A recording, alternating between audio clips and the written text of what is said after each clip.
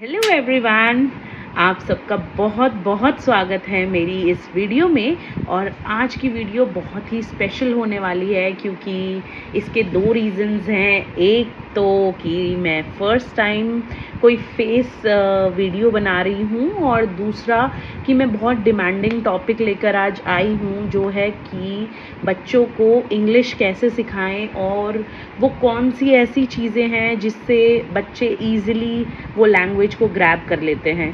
क्योंकि बहुत सारे लोगों ने, मेरे फ्रेंड्स ने, नेबर्स ने और इवन आप सब ने दिया को हमेशा से इंग्लिश में फ्लुएंटली बात करते देखा है। तो बहुत लोगों का ये बहुत जनरल सा क्वेश्चन था एक, कि दिया इतनी छोटी एज में कैसे इतनी अच्छी इंग्लिश बोल लेती है। तो इसके बहुत सारे रीज़न्स रहे, बहुत सारी इवन इसमें मेरी भी मेहनत रही और उसकी भी प्रैक्टिस रही। ये दोनों ही चीज़ें साइड बाय साइड चलती गई, तो आज वो उस लेवल तक पहुंची कि वो बहुत फ्लुएंट इंग्लिश बोल पाए। तो उसी के लिए मे बी शायद जो मेरी टिप्स हैं वो बहुत सारे पेरेंट्स के लिए यूज़फुल होंगी। तो मैंने सोचा क्यों ना आज मैं वो सारी टिप्स आप सभी के साथ शेयर करूं। तो सबसे पहली एक चीज़ है कि जब भी हमारा बच्चा बड़ा होता है तो हमारे माइंड में एक क्वेश्चन आता है कि इंग्लिश क्यों सिखाएं। क्योंकि बहुत सारे इंडियंस की ना एक थ्योरी होती है कि हमारी मदर टंग तो हिंदी है या हम तो लोकल लैंग्वेज में बात करते हैं, तो हम अंग्रेज़ों की लैंग्वेज को क्यों अडेप्ट करें। बेसिकली ये सिर्फ एक लैंग्वेज नहीं है, आज के टाइम में ये एक स्किल है। और स्किल का मतलब है कि ये हमको बहुत सारे सेक्टर्स में ये चीज़ हमको बहुत हेल्प करती है, चाहे वो स्कूल हो, चाहे वो कॉलेज हो, चाहे वो जॉब्स हो। आजकल इंग्लिश स्पीकिंग तो मस्ट हो चुका है और इस चीज़ से आप सब अग्री भी करेंगे। चाहे वो इंडिया में जॉब कर रहे हैं, इंडिया में पढ़ रहे हैं या इंडिया से बाहर हैं, तो और ज़्यादा कंपलसरी है। बट ये क्योंकि ये स्किल है तो ये हमें माइंड में लेकर ही चलना पड़ता है। जब हमारा बच्चा अराउंड 1.5-2 ईयर्स का हो जाता है, जब like they try to identify things, जब उनको ये समझ आने लगता है कि हम जो बोल रहे हैं वो क्या है, वो जब चीज़ों को समझना शुरू करते हैं, हमको तभी से अपना काम शुरू करना पड़ता है। और किसी ने सही कहा है, चैरिटी बिगिंस फ्रॉम होम। जो भी काम होता है सबसे पहले हम अपने घर से उसको शुरू करते हैं। तो बीइंग अ पेरेंट ये हमारी रिस्पॉन्सिबिलिटी है कि इससे पहले हम टीचर्स को बोलें या हम उनको खुद पे उनके प्रेशर डालें, हमें बीइंग अ पेरेंट मेहनत करनी पड़ती है कि हमारे बच्चे को कोई स्किल आए। और इंग्लिश के साथ भी कुछ ऐसा ही है। तो बेसिकली हम कैसे स्टार्ट कर सकते हैं कि फर्स्ट चीज़ जो मैंने अपने एक्सपीरियंस से देखी और जो मैंने किया वो ये था कि जब दिया 1 साल की हुई तो मैंने उसको बहुत सारी बुक्स से इंट्रोड्यूस कराया। उसके फर्स्ट बर्थडे पर जो मैंने गिफ्ट दिया था वो एक एनसाइक्लोपीडिया था बच्चों का, जिसमें सब कुछ था। स्टोरीज़ भी थी, अल्फ़ाबेट्स भी थे, पिक्चर्स भी थी, मैथ्स भी था, साइंस भी था, सब कुछ था। बट वो एक पिक्टोरियल तरीके से उसको शो किया गया था ताकि बच्चा उसको समझे। अच्छा, बच्चे का जो सेंस ऑफ ग्रैबिंग पावर होता है वो होता है पिक्चर्स के साथ। जितनी भी चीज़ें वो पिक्चर से समझते हैं, मे बी वर्ड से वो नहीं समझते हैं, बिकॉज वर्ड्स हम समझ रहे हैं, हम उनको समझा रहे हैं, बट वो जो पिक्चर से पूरा समझते हैं वो एक स्टोरी बना लेते हैं अपने माइंड में। तो जो मैं उसको स्टोरी बुक्स लाती थी या जो एनसाइक्लोपीडियाज़ मैंने इंट्रोड्यूस किए, वो उसमें बहुत सारी पिक्चर्स होती थी और मैं रोज़ उसको वो चीज़ पढ़ के मैं उसको सुनाती थी। और जब वो पिक्चर्स से उसको रिलेट करती थी तो उससे उसकी वोकैबुलरी एनहांस बहुत ज़्यादा हुई। तो इससे क्या हुआ कि वो बहुत सारी चीज़ों को देख के रिलेट करने लगी कि जो मैं बोल रही हूँ और जो वो पिक्चर में देख रही है वो दोनों चीज़ें एकदम सेम है। तो उससे वो वर्ड्स को कैच करना उसने शुरू किया। तो सबसे पहली चीज़ जो आप कर सकते हैं वो ये कि आप बच्चे को ऐसी बुक्स इंट्रोड्यूस कराएं जिसमें बहुत सारी पिक्चर्स हों और उसी के साथ इंग्लिश सेंटेंसेस हों, लेकिन बहुत ज़्यादा हाई फाई इंग्लिश नहीं, बहुत ही बेसिक, ताकि वो लोग समझ पाएँ। दूसरी चीज़ जो आप कर सकते हैं वो ये कि उनको फ्लैश कार्ड से इंट्रोड्यूस कराएं। फ्लैश कार्ड्स में क्या होता है, बेसिकली वो छोटे छोटे कार्ड्स होते हैं, उसमें बड़ी बड़ी पिक्चर्स के साथ साथ अल्फ़ाबेट्स होते हैं या तो उनके पिक्चर्स के नेम्स होते हैं। उससे क्या होता है कि एक तो वो पिक्चर्स को देख के आइडेंटिफाई कर पाते हैं कि ये कौन सी चीज़ है, और दूसरा उससे आपको पढ़ाने में ईजी होता है या उनके माइंड में वो चीज़ को डालना ईजी हो जाता है कि ये चीज़ देखो ऐसे इन अल्फ़ाबेट से लिखकर बनी है और इसको कैसे प्रोनाउंस करना है। Basically if I give you an example, तो अगर एक एप्पल का कोई फ्लैश कार्ड है और उसमें एक बड़ी सी एप्पल बनी है और उस पर लिखा है APPLE, तो उससे ना सिर्फ ये सीख रहे हैं कि ये एक फ्रूट है या ये एक फ्रूट का नाम है, बल्कि ये भी सीख रहे हैं कि ये डिफरेंट टाइप्स ऑफ अल्फ़ाबेट से ये वर्ड्स बने हैं। तो इससे वो दो चीज़ें ग्रैब करते हैं। तीसरा कि उनकी सेंस ऑफ इमेजिनेशन बहुत ज़्यादा ग्रो करती है और बहुत ज़्यादा ही इम्प्रूव होती है। अच्छा, तीसरी चीज़ कि हमको उनके साथ रोल प्ले करना चाहिए।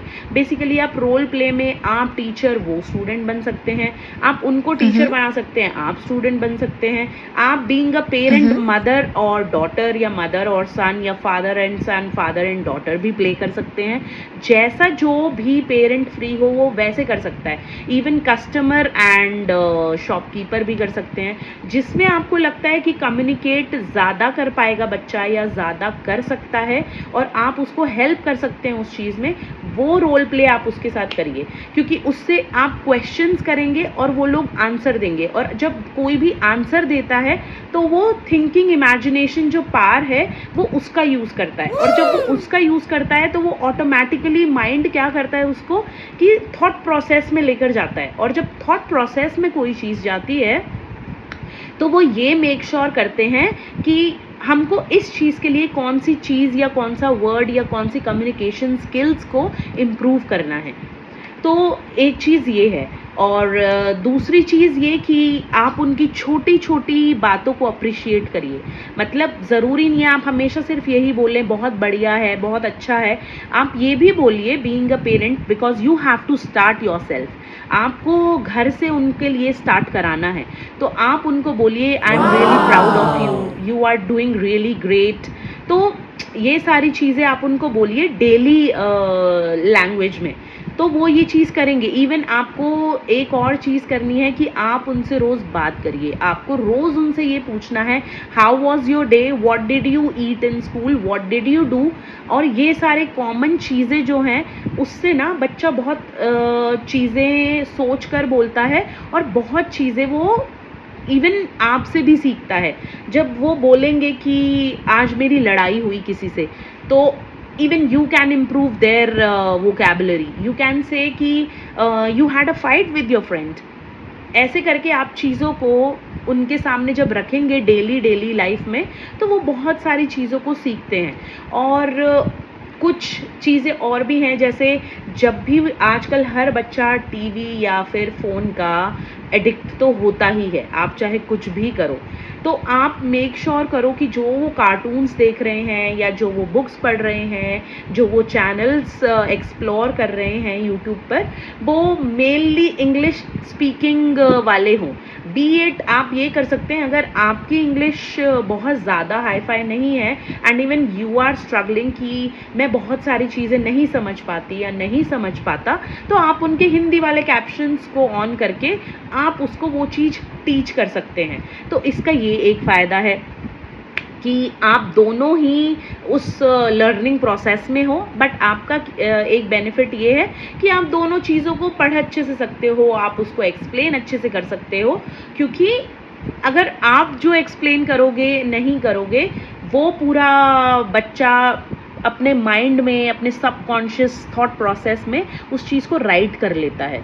तो वो सारी चीज़ें हैं। और इवन जब वो अपने फ्रेंड्स के साथ कम्युनिकेट करते हैं, जब वो टीचर्स के साथ कम्युनिकेट करते हैं, आप इवन उनके टीचर्स को भी बोल सकते हैं स्पेसिफिकली कि मेरे बच्चे से जितना हो उसकी पर्सनालिटी एनहांस करने के लिए, उसकी पर्सनालिटी को इम्प्रूव करने के लिए आप इससे इंग्लिश में कम्युनिकेट करो। बिकॉज हिंदी ऐसी लैंग्वेज है, टू बी ऑनेस्ट, जो हर एक इंडियन सीख ही जाता है। ऐसी कुछ वो नहीं है, बिकॉज हमारे रिलेटिव्स, नेबर्स और ज़्यादातर हम लोग हमेशा हिंदी में ही कम्युनिकेट करते हैं। तो हिंदी तो बचपन से वो लोग सीख ही जाते हैं। अब सबसे बड़ा स्ट्रगल क्या आता है कि अगर बच्चा इंग्लिश सीख भी गया तो कहीं ना कहीं उसकी ग्रामर इम्प्रूव नहीं हो पाई। अगर बच्चा सीख भी गया इंग्लिश, ग्रामर भी इम्प्रूव हो गई, तो कहीं ना कहीं उसकी वोकैबुलरी वीक रह गई। तो ये सारी जो चीज़ें हैं वो हम सब ओवरऑल हमको सोच कर चलना पड़ता है, और वो सिर्फ एक दिन का काम नहीं है। ये पूरा एक लेंदी प्रोसेस है जो आपको स्टार्टिंग से स्टार्ट करना पड़ता है, और इसमें बहुत सारी चीज़ों का आपको ध्यान रखना पड़ता है। एंड और भी बहुत सारी चीज़ें हैं जो मैं नेक्स्ट वीडियो में आपके साथ शेयर करूंगी, और आई होप कि ये सारे पॉइंट्स आपको सही लगेंगे और अच्छे लगेंगे। इसके अलावा भी अगर आपके पास कुछ है जो आप चाहते हैं मैं दूसरी वीडियोस में शेयर करूं, या फिर मैंने कुछ मिस किया है और आपने उस चीज़ को एक्सपीरियंस किया है जिससे आपको फ़ायदा हुआ है, आप प्लीज़ कमेंट बॉक्स में ज़रूर शेयर करें, क्योंकि इससे मेरे भी पेरेंटिंग में काफ़ी हेल्पफुल होगा। इवन मेरे लिए भी ये चीज़ें होंगी कि मैं भी एक्सपेरिमेंट्स कर सकती हूँ, या मेरे बच्चे के लिए शायद मे बी ये चीज़ भी अच्छी हो तो मैं वो ट्राई कर सकती हूँ।